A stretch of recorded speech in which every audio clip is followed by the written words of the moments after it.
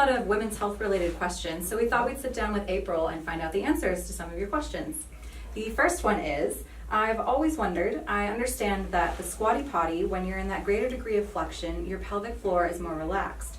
But in my head, I have a hard time seeing how that changes. When you're in that flexed position, how does that relax the pelvic floor? So for those of you who don't know what a squatty potty is, most of us in the Western world have a toilet, right? And with a seat that you would sit on. A squatty potty actually is a device that's either wood or plastic, and it looks like a U, and you just put it up to the toilet, and then you can put your feet on those. So you can either squat and hover over like they would in a third world country, or you can actually put your cheeks on the seat and then have your legs up in a flexed position. And so the first thing to understand is most of the time people think that the pelvis is a really fixed, rigid structure, and it's really not. The pubic symphysis right here is what we call a synovial joint. So your knee is a synovial joint and has a lot of movement. Same thing here at the pubic bones. There's a lot of movement, and when you think about a baby coming out of a fixed structure like this, that's not actually accurate, right? We know that the pelvis actually has a give and play to it. And so the same thing happens when you have your femurs, which are right here, and they're flexed up, and then the pelvis is sitting on the toilet seat or squatted over the toilet seat. So if you look at the muscles in here, the whole pelvic floor is really a long series of muscles this way and this way. And so if we look here, we've got the tailbone, that's one of the anchors for the pelvic floor, and the rectum that runs down like so inside the back of the pelvic floor. So when your legs are in a flexed up position, feet are on the squatty potty, and you are getting your legs to pull into that flexed position, it will actually take the muscles back here that are around the anus or the opening of the rectum and actually help to elongate so that they're less tight. So if it's a normal position like this, when you're in a flexed position, they just relax it so that the tissues here have a little bit more space. Great, thank you. On to our next question, which is very common. When is it safe to start exercising postpartum? When is it safe to start exercising postpartum? That's a great question because a lot of us don't think about what is exercise as in like in the home. Most of us think exercise has to be I went out for a run or I was doing sit-ups. When you think about actually caring for a child, that's between a 5 and a 10 pound weight that you're already, standing up and lifting and bending. You're doing squats every time you're taking care of your child and or changing a diaper, right? So from that perspective, as soon as you are delivered and feel free to get up, that's actually when your exercising can start.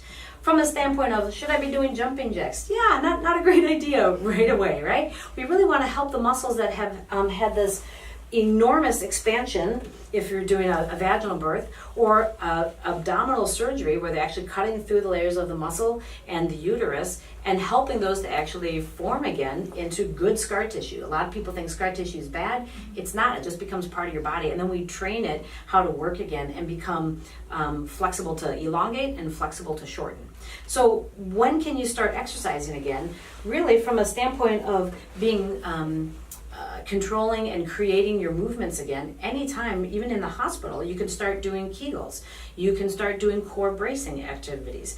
You don't want to be doing it so much that it's painful. You sure don't want to be doing it where you feel like you're exerting yourself so much, but those muscles are still muscles. And so even though they got a good workout during your labor and delivery, that's what they do. They contract and they release, and they contract and release. So we really encourage women much earlier than the 6-week point to just start doing very gentle, easy exercises.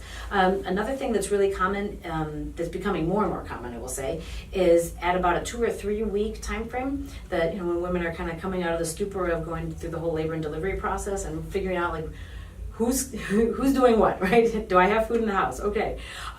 That's actually a great time to have a pelvic floor physical therapist actually look at the tissues and help figure out like which ones are firing well and which ones aren't firing as well. And we have techniques to help that. Great. One last question, which is with diaphragmatic breathing, which is, I believe, one of those exercises. So the instructions for that are that the stomach and chest should move at the same time when you're breathing diaphragmatically. But what if that's not happening? How do you start off? So There's a couple different things with diaphragmatic breathing, right? Some people think that it's completely irrelevant and who cares how you breathe as long as the air is coming in and the air is exchanged and then exhaling. Other people really believe that it's more of a life force and it's really important to be able to have both chest and belly expanding at the same time. My personal opinion is as long as you're not obsessing about it, it really is a great activity to do because you're using not only your diaphragm, which is part of your core, but other core muscles as well. So if you want to lie down on your back, if she's really good at belly breathing, but the chest doesn't really move, she can actually place her hands on the chest. So go ahead and put your hands on your chest. And that will actually just teach you where to inhale into.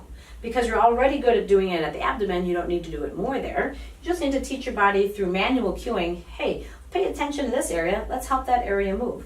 Or let's say, you can put your hands down, somebody doesn't use their belly at all, they only breathe through the chest. Go ahead and show what that looks like. You can see the belly really isn't doing much, but the chest is rising and falling nicely. Again, you can either put your hands on top of the abdomen, or you can actually squeeze around it. Like, I'm actually put your thumbs like there. There you go. So you can fill in the whole of the three-dimensional abdomen in order to get the diaphragm as it's, there we go, as it's dropping to help fill in all those spaces. So the only other thing is making sure that you're not trying to elevate and lift the chest up, but you're just helping to breathe in as opposed to arching your back. And we want to have the abdomen being able to fill up mostly passively, not bloating it out. So if you just bloat your stomach out for a second, if you can, there. Yeah, it's not that where you're just bloating it. When you're breathing, you're really passively allowing it to fill. There you go, like so. And if anyone else has any other questions, please feel free to leave them in the comments below and we will answer them in our next video.